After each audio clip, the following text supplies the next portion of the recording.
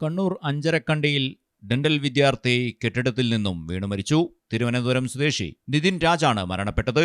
അസ്വാഭാവിക മരണത്തിന് കേസെടുത്ത് പോലീസ് അന്വേഷണം ആരംഭിച്ചു.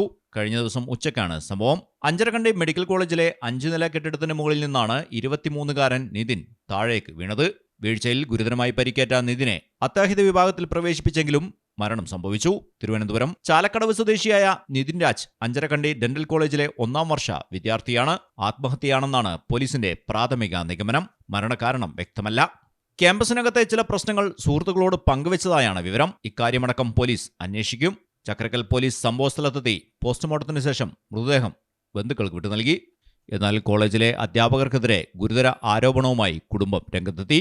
ഡെന്റൽ അനാട്ടമി വിഭാഗം മേധാവിയും അധ്യാപകരും നിതിനെ ക്രൂരമായി ഉപദ്രവിച്ചു എന്നാണ് കുടുംബത്തിന്റെ ആരോപണം. നിതിനെ മാനസികമായി തളർത്തി, ജാതി പറഞ്ഞും സാമ്പത്തികം പറഞ്ഞും അധിക്ഷേപിച്ചുവെന്നും ബന്ധുക്കൾ ആരോപിക്കുന്നു. കൂടാതെ HODക്കെതിരെ നിതിൻ പരാതി നൽകിയതിൽ വൈരാഗ്യമുണ്ടായിരുന്നുവെന്നും നിതിന്റെ ബന്ധുക്കൾ പറഞ്ഞു.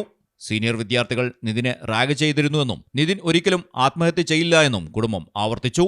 അതേസമയം ഇന്ന് അവധിക്ക് നാട്ടിൽ വരാനിരിക്കെയാണ് നിതിന്റെ മരണം. പെയിന്റിംഗ് തൊഴിലാളിയായ രാജന്റെയും ലതയുടെയും മകനാണ് നിതിൻ.